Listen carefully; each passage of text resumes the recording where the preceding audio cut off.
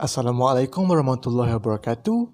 In today's presentation, we will talk about an organization named Gamblers, something that we came up with in an initiative to obtain gambling addiction in esports.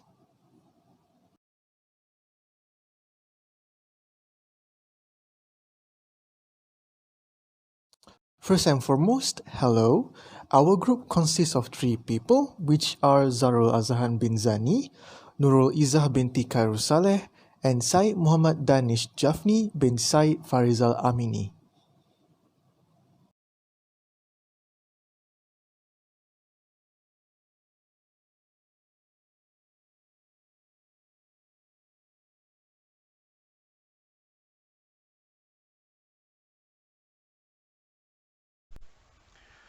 All right. So moving on to the introduction of the presentation of our report. There are many traditional sports competitions that are held around the world. So to name a few, maybe the World Cup, National Basketball Associations in the United States, the Olympics, which is held worldwide, and many more. And as mentioned by past studies by Greer et al. 2019, esports have many standards or elements that are aligned with a traditional professional sports, such as competitions, skilled players, large audiences, fan bases, different bodies such as leagues, governing bodies, tournaments at different levels, national levels, world stage, and so forth. Corporate sponsorship, advertising, media coverage, merchandising, scholarships, prizes, and of course, the status of being an esports athlete. So the first trace of an esports tournament would be in the early 70s um, from the game called Space War. So about 10,000 people participated, and there is a prize winning for that particular competition. And ever since then, a lot has happened. Major games such as Dota, League of Legends, Counter-Strike, Global Offensive, Fortnite, and so forth has taken place and into a world stage tournaments. So among these games, there's this item or loot boxes that are offered where players often put their stakes at a higher risk and could not get the items offered into that particular item box or loot boxes. So due to this excessive expenditure, it would lead to a negative consequences. So in this project, we aim to slowly depose of any gambling aspect in esports, so that we can create a healthier environment for future gamers, especially among youth. In order to do so, we have planned and developed a non-profitable organization to identify the issues and to tackle the issues using a public relations strategy.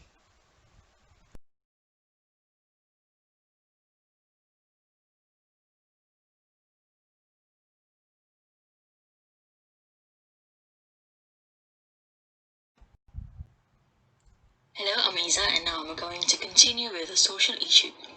The social issue that we would like to focus on in this paper is e-gambling addiction. Problem gambling, commonly referred as a gambling addiction and clinically recognized as the gambling disorder, affects people of all age, from adolescents as young as 10 to adults in their senior years.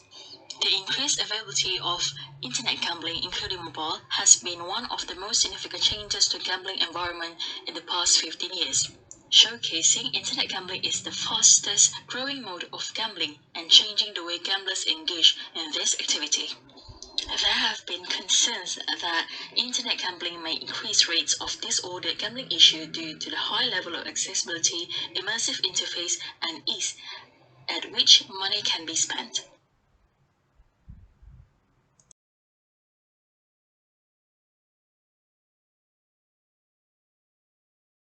Next is mission of organization. Alright, so the first is representing ideas of a gambling-free gaming system that prioritizes professionality and skills, which are not only fixated to microtransaction worth. In a way, our mission is to represent ideas, to companies, to players, to other industry that there can be a game that does not have to consist of gambling system or anything that could promote gambling, such as the gacha system, in a way that player would pay money in a hope to get something by chance, and those chances are very little. This would also lead to gambling addiction, which is very dangerous, as mentioned in social issue before this. So we also would like to concentrate on the professionality and skills in the gaming industry itself. The newer game somehow focus on the company's income.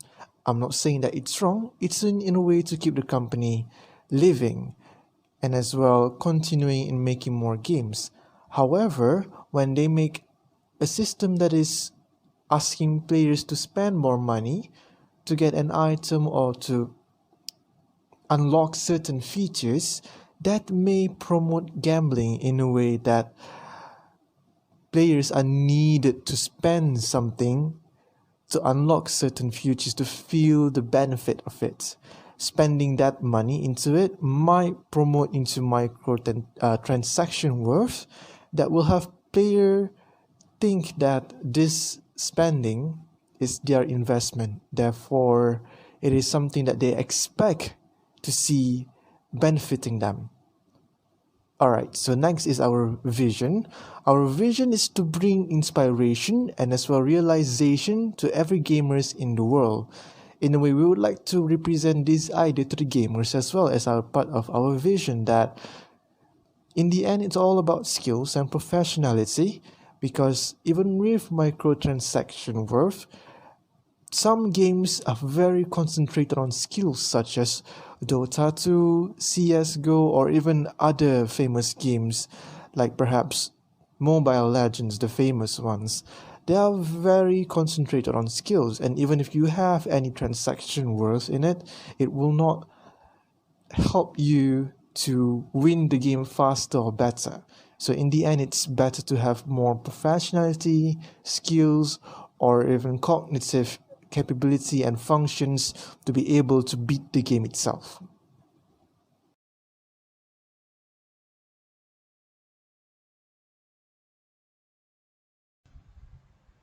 Articulation of the social issues. The outbreak of COVID-19 has forced us to stop doing things that have been part of our daily routine and change to the new norm in order to stop the spread of the deadly virus. Many sectors have been affected greatly by this in the most difficult way. However, amidst the decline of many sectors due to the outbreak, one sector remained mostly unaffected, the e-sport industry. Rather than declining like most other industries, the e-sport industry has shown a rapid rise in recent days, especially during the global lockdown in March 2020. This success, however, comes with a price to pay. The problem comes when the youth are being drawn to gamble on e-sport. The statistic in 2019 showed that 70% of sport gamblers were aged 18 to 24-year-olds, proving the increased number of sport gamblers of age 16 to 34-year-olds with quadruple number of problem player age 11 to 16-year-olds to more than 50,000 in just 2 years.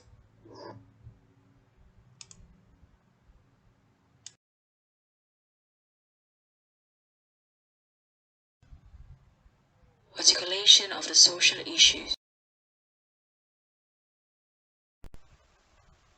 Alright, so moving on to the past studies aspect of this issue, there has been many past studies and researches um, that unfolded this world of gambling in the esports industry.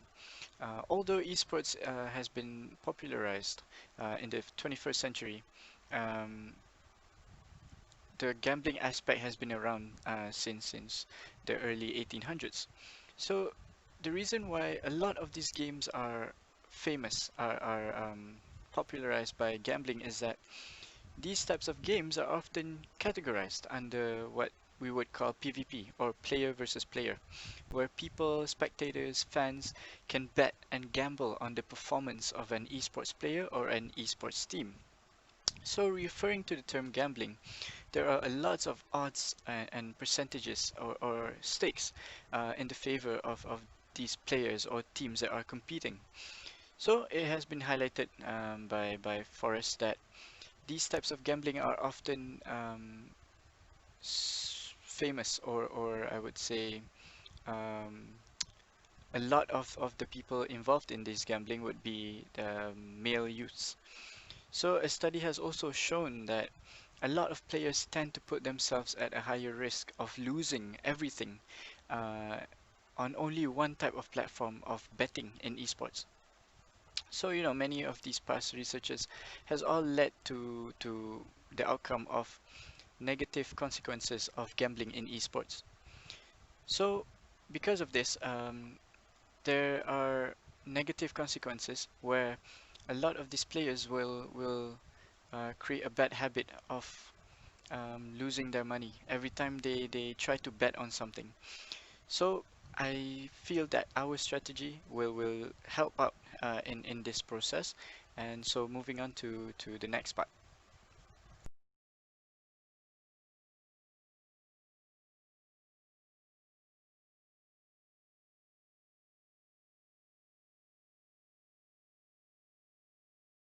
On the first strategy or event, it is called the competency system. So before we go what's on the slide, an overview on what this system is, it's similar to a leaderboard where players are needed to go from number 10 to number 9 to be on the top rank. And given that there's a million of players, they are required to have a very good keyboard navigation skills and as well cognitive ability to win the game. So far, the selected games are from any range that could possibly have a leaderboard system. This is adopted from the Dota 2 system, in which they call it the ranking system, where players are judged by their skills and put on certain ranks. And it is all based on their keyboard navigation skills and as well their cognitive ability. Before that, they do have microtransaction words, such as something called skin, but they are all for cosmetic purposes. They will not help you in obtaining this rank. They will not help you to get higher in the rank. Alright, so moving on to the slides, which is the first one is situation.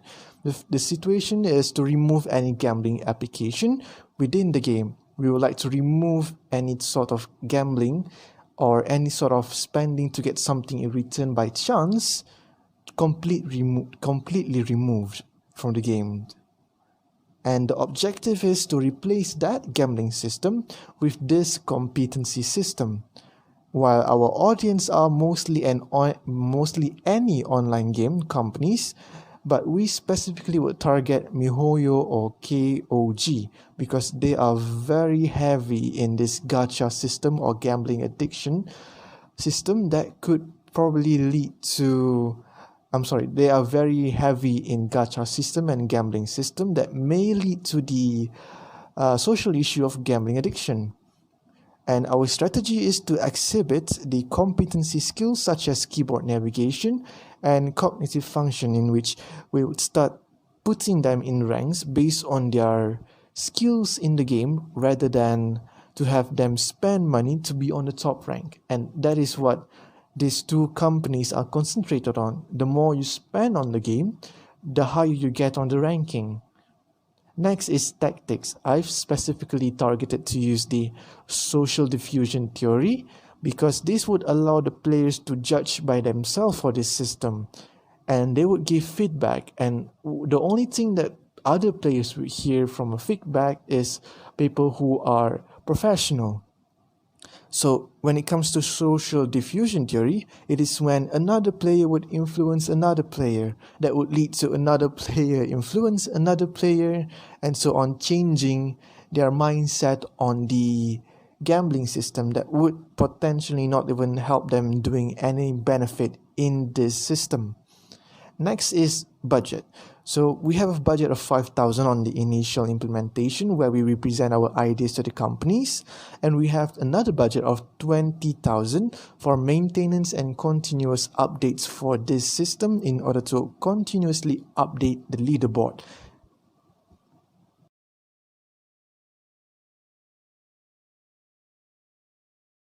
Alright, moving on to the Gantt chart for the first event or strategy, we call it the competency system timeline, and there is a time span of 7 months in which this idea would take place. And each month would represent the equal amount of normal months, such as month 1 would refer to the first month, while month 3 would refer to the third month after that. So, alright, the first task is to identify potential companies as a target for the idea. As mentioned before, it's either MiHoYo or KOG. And the next task would be preparing the proper context and information needed to discuss the idea. This is towards the PR, where we approach them in order to have a proper meeting to present our idea on this gambling, not the free gambling system. And the next task is to identify the flaws and getting feedbacks from game developers regarding the system. Why is it important to have feedback from the game developers? Because we need to know if this is implementable in the game. If the game does not support it in the first place, therefore the system itself is fragile or not even usable for the company to benefit from. And the next task is on the around the third month to the fifth month. It is to initiating updates to implement the competency systems leaderboard function. This is after the developers identify the flaws and as well getting feedbacks and designing the leaderboard, applying the leaderboard in game, testing the game as well. So after we get that, then we will initiate the update so that the player can experience this leaderboard and new system inside the game online. And the final task is continuous updates and maintenance while receiving feedbacks from the player base. Now, this is the second time we receive feedback, but it is from the player base, where we would get them to fill in a survey where they could perhaps comment on the new system or give feedback, or perhaps find bugs or glitches or any mistakes within the leaderboard system that we could improve on the future updates and as well maintenance. That will probably happen continuously in order to keep updating the leaderboard. Right, so next is a short evaluation for the first event or an overview of it. It is so reliant on the player's view on this new system, and as well it is so reliant on the social diffusion theory. Why? Because we need players to realize that the gambling system will not benefit them, and as well influence other players to believe in the same concept. Yeah, so that way, those who spend money could still spend money, but they will never be benefited in the leaderboard system. So next is the continuous updates to keep the leaderboard up to date. This is as well the flaws and as well the benefit. We do have continuous updates to keep the leaderboard up to date, but this also would cost us continuous updates in terms of our funding and as well our budgeting, because updates does somewhat take quite a while to take place, and it consists of developers, players feedback, game testers, game betas, and a lot of other embodiments to help the updates stay within the line of this gaming system so that it doesn't somewhat astray from its purpose. The next is the upcoming budget are not yet planned. As mentioned in continuous updates before, we might have additional budgets might be spent onto these upcoming updates that are not yet even planned because we are still trying to receive updates on it.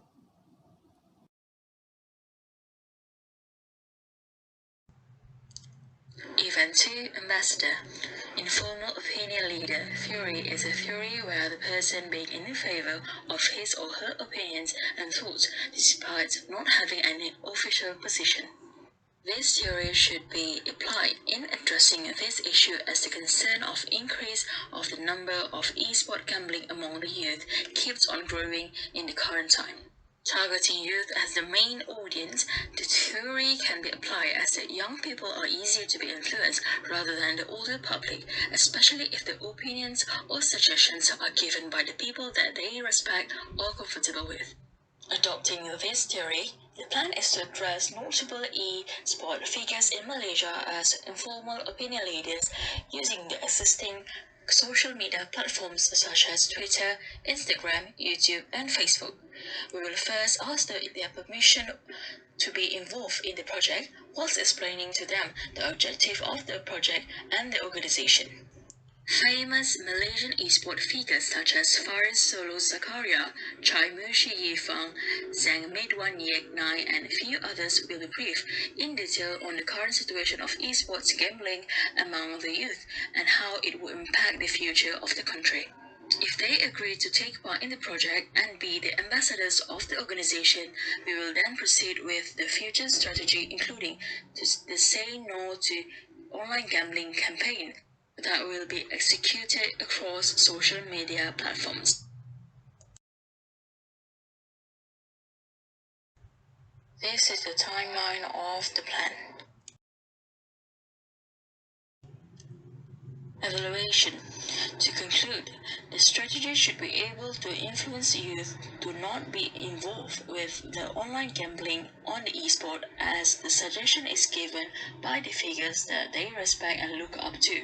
However, the effects of the influence might not be the same for all people, thus it will be ineffective on some of the youth.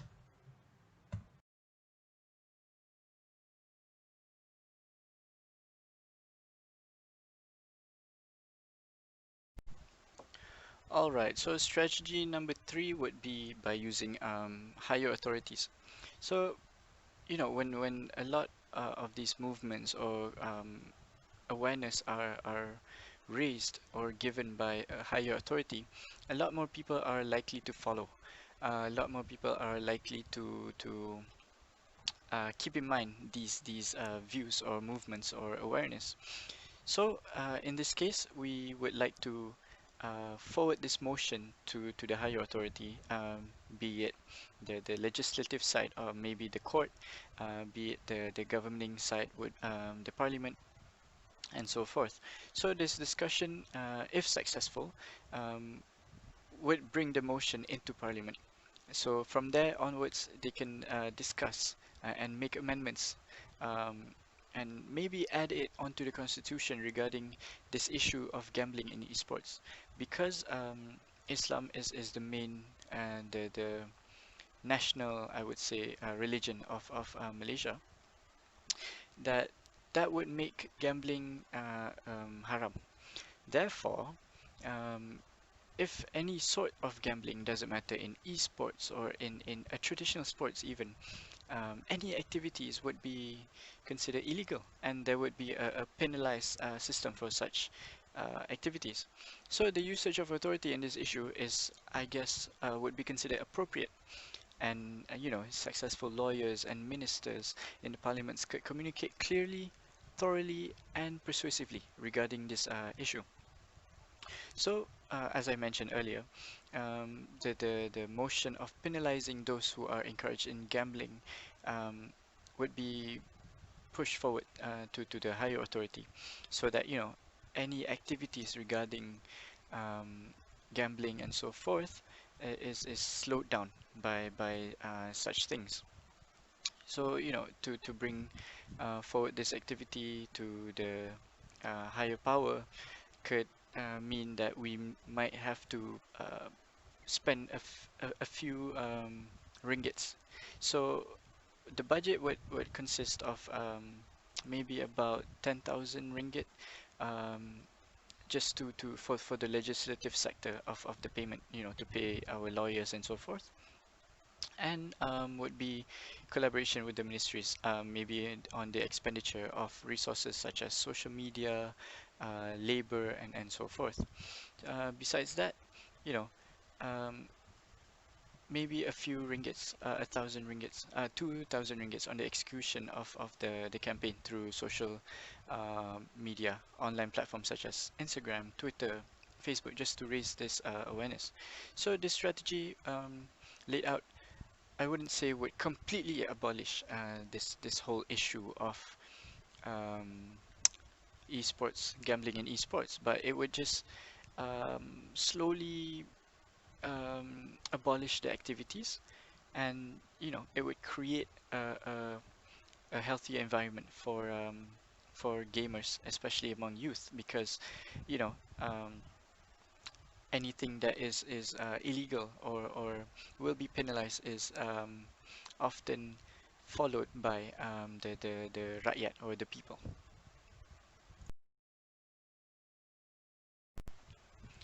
All right, so in conclusion, there are many strategies in which we could have used to tackle the issue of gambling in esports. Many of the youths involved are in the gambling aspect of esports, um, have often been involved for a certain period of time. Hence why they keep coming back. Hence why hence the addiction aspect of gambling. So, as I've mentioned earlier in the past studies, a lot of these gambling habits in esports would only lead to negative effects and consequences. But however, our strategy does have a drawback. Although we plan to slowly decrease the activity of gambling in esports, there will be people who won't accept this motion, especially among gamers, because they've been following this mainstream activity for so long that they felt that maybe there isn't anything wrong with this. Maybe that it wouldn't be considered gambling, but more towards um, a part of the game, more towards how the game is made to be played. So, besides that, another way would be black market. If the strategies would go fully implemented by the government, another way would be black market. Some of these players would buy expensive items on the game and be sold on the black market, especially rare items or valuable items that you can't get for the rest of the year. Maybe once in a year the item will come out, and only a few lucky players will get it. So these items will be sold on the black market, or through a bidding aspect, or a bidding system, which in short is considered as gambling.